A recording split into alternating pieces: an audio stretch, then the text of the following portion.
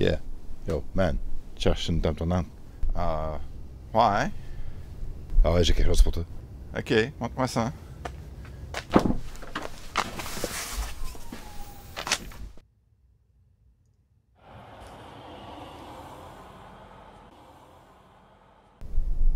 Ouais, mais qu'est-ce qui me dit que c'est bon, ça? Yeah, man.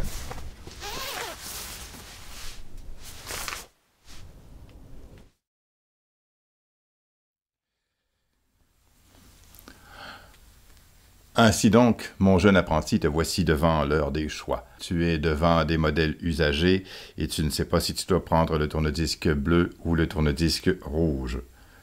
Bon, trêve de parodie foireuse, on a ici un tourne-disque gris.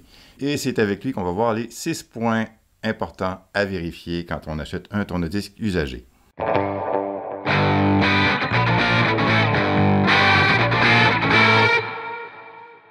La première chose, et c'est celle qui devrait vous frapper en premier, c'est l'allure générale. De quoi a l'air la table? Est-ce qu'elle a l'air d'avoir fait la guerre ou est-ce qu'elle est plutôt propre et en bon état?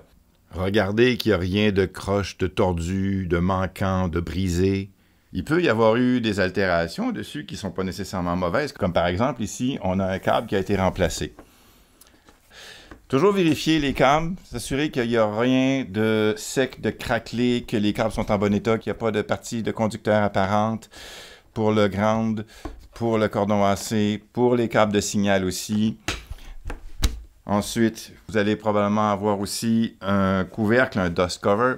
Bon, ça, le dust cover, c'est quelque chose que je n'ai même pas mis à l'écran, comme vous pouvez voir, parce que je laisse ça au jugement de chacun. Il y en a pour qui c'est très important, il y en a pour qui ça n'a aucune importance. Mais d'un point de vue purement esthétique, ça peut compter. Simplement, vous assurez que les charnières sont fonctionnelles si vous l'avez. Pour ce qui est des égratignures et autres ternissures, il y a toutes sortes de méthodes en ligne pour faire du polissage. Je vous laisse faire vos recherches là-dessus. Je n'en parlerai pas davantage. Autrement, privilégiez les tourne-disques qui sont massifs. Et plus spécifiquement encore, les plateaux qui sont massifs. Là où la masse compte le plus, c'est le plateau. Parce que le plateau, c'est essentiellement un gros volant, un gros flywheel. L'effet d'inertie, qui est l'effet qui compte le plus pour un plateau, dépend de sa masse. Donc ça, c'est un aspect intéressant à surveiller. Ensuite, vérifiez aussi que tous les contrôles sont en bon état, que tout fonctionne bien. Et ça, on va y revenir pour la vitesse, que le levier fonctionne bien, que l'anti-skating fonctionne bien aussi. On va y revenir également. Alors, donc, simplement vous assurer que toutes les fonctions vont bien. Et ça veut dire, évidemment, faire fonctionner le tourne-disque. Évitez autant que possible d'acheter un tourne-disque que vous n'avez pas eu l'occasion de voir fonctionner. Et mieux que ça, de l'écouter. Ensuite, autre point à surveiller, et là, ce n'est pas un exemple que je peux vous montrer, mais c'est la suspension. Ce tourne-disque-là a un peu d'amortissement dans les pieds, mais ce n'est pas ce que j'appellerais véritablement une suspension. Si vous avez une suspension à 3 points, comme par exemple les Torrent, c'est le type de suspension le plus répandu, assurez-vous qu'elle n'est pas affaissée d'un côté ou d'un autre, ou au pire qu'elle est réglable. Souvent, une suspension un peu affaissée, il s'agit simplement de faire un réglage. Peut-être on reviendra là-dessus sur les réglages des suspensions. Pour vérifier si une suspension est bien réglée, habituellement, ce qu'on fait, c'est on appuie un peu ici sur le pivot. Et vous allez voir le mouvement. Si elle commence à s'en aller dans tous les sens, c'est pas très bon. Ça veut dire qu'il va y avoir besoin d'un réglage. Si les ressorts sont toujours en état de le faire. Si les ressorts sont trop vieux et distendus, ça se pourrait qu'ils aient besoin d'être remplacés aussi. Mais bon, toujours est-il que le test, c'est vraiment comme ça. On appuie et on regarde comment ça se comporte. Bon, ok, je peux pas vous montrer avec celle-là, mais je peux vous montrer avec une autre. Et on continue avec encore un autre tourne-disque parce que je ne pouvais pas vous montrer avec le précédent l'exemple d'une suspension bien ajustée, justement parce que les ressorts étaient trop vieux, trop distendus. Je n'arrivais pas à faire un ajustement correct. Alors, en lieu et place, je vous présente le Phono 4 d'André Thériault et vous allez voir tout de suite la différence.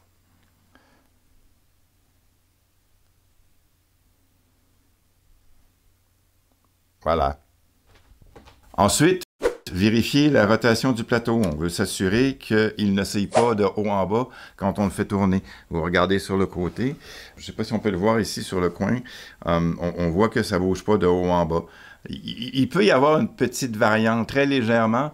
C'est pas catastrophique. Je vous dirais que si c'est léger et que le reste du tourne-disque est bon, une petite oscillation, c'est vraiment pas le pire des défauts. Mais évidemment, pas d'oscillation du tout, c'est mieux. Aussi, pour le plateau, on va vérifier que la rotation se fait bien. On débarque la courroie, puis on lui remet le tapis, parce que ça compte pour l'inertie aussi, et on lui donne une petite poussée. Et là, on regarde comment ça se passe. Normalement, la rotation devrait durer assez longtemps et s'arrêter très, très, très, très graduellement, à un tel point que vers la fin, on serait difficilement capable de dire à quel moment précis la rotation cesse, tellement c'est graduel. Ça, c'est un bon signe. Si le plateau s'arrête d'un coup sec, à un moment donné ou à un autre de la rotation, c'est un non. C'est un motif de rejet immédiat. Là, on va voir comment ça se passe.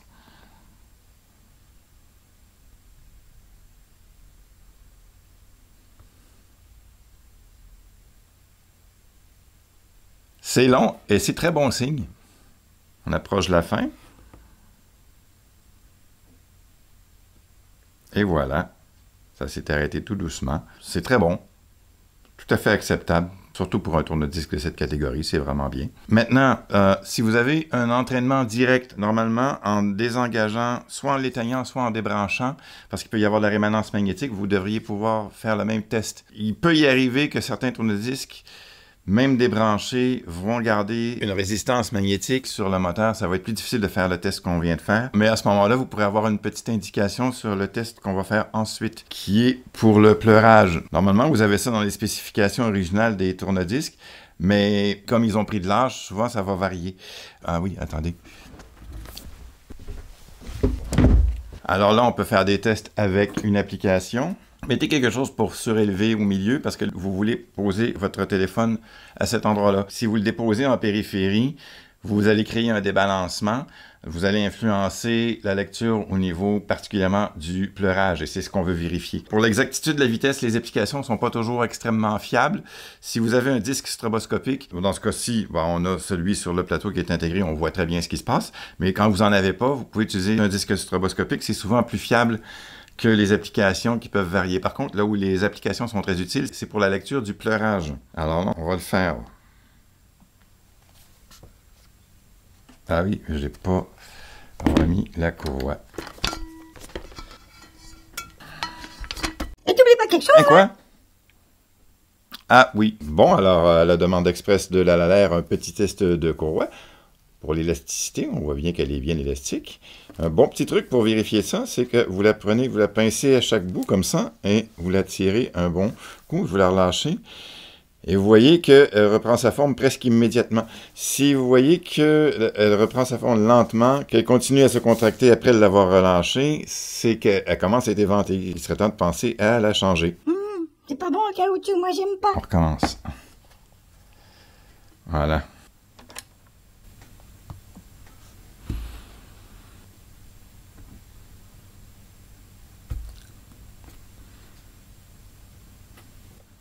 « 33.21 ».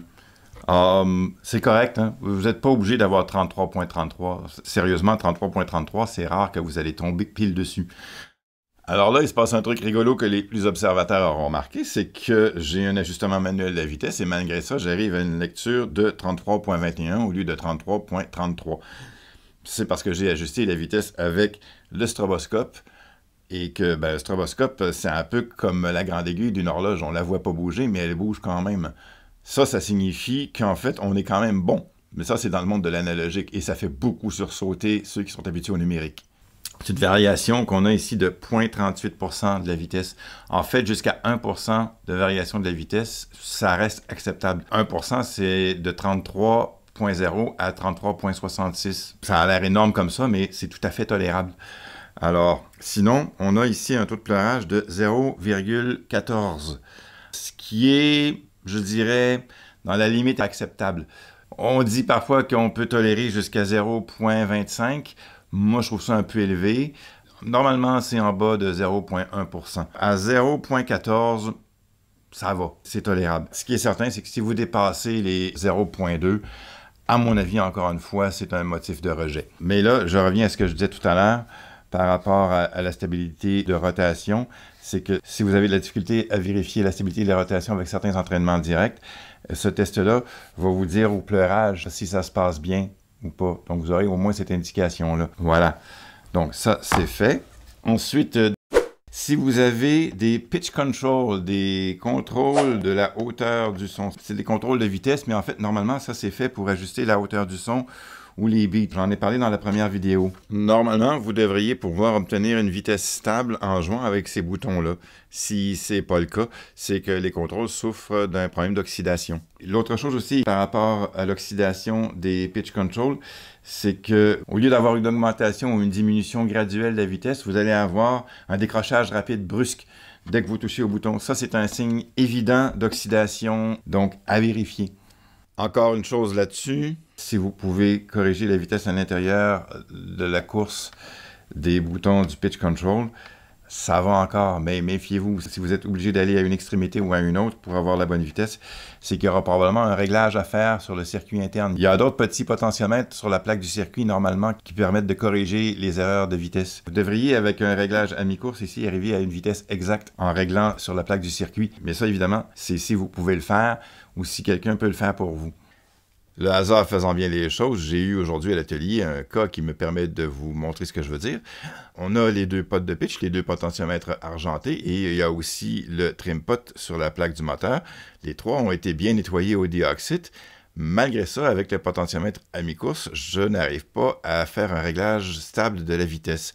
Ça veut dire que le circuit est atteint. Il va falloir faire une mise à jour des composantes, principalement des condensateurs, sur la plaque du circuit de contrôle.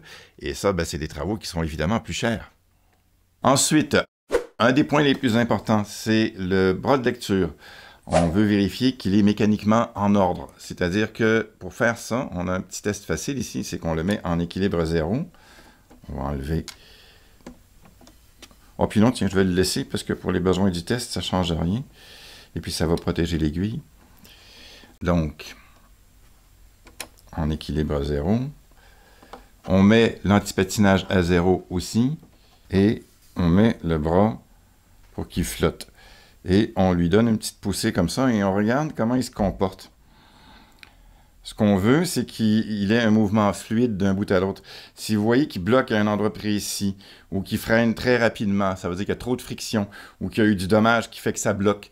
Vraiment très important de s'assurer qu'il y a une bonne fluidité au niveau du mouvement. Ça, c'est un point qu'on voit souvent oublié et qui est pourtant absolument fondamental. Là, je suis allé trop loin, le mécanisme de retour s'est engagé. On va recommencer. Voilà. Donc, vous voyez, moi, je vous dirais, de ce que je vois ici, je constate une très légère friction en comparaison à un bras qui a presque pas de friction et plus fluide que ça dans son mouvement. Mais c'est quand même acceptable, ça va. Voyez-vous, en comparaison, ici, on a un bras qui a une friction vraiment minimale. Vous voyez à quel point ça bouge librement.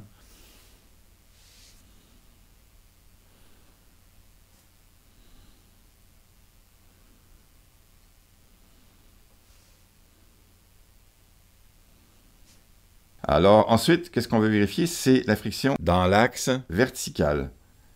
Voyez-vous, encore une fois, c'est très fluide de haut en bas. Alors ça, c'est très bien aussi. Encore une chose, on veut s'assurer qu'il n'y a pas de jeu dans l'articulation du bras ici. Vous voyez que c'est stable, mais par contre, si je fais un mouvement d'avant en arrière, je sens qu'il y a un petit mouvement. Il faut quand même que je pousse assez fort. Si je fais juste très légèrement, ça va, ça ne bouge pas tout seul.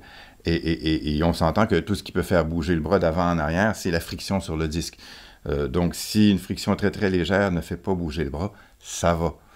C'est des qualités un petit peu contradictoires. Il faut que le bras soit à la fois parfaitement fluide dans son mouvement et à la fois parfaitement stable dans ses roulements, dans ses articulations. C'est délicat. Le bras de lecture, c'est un instrument délicat.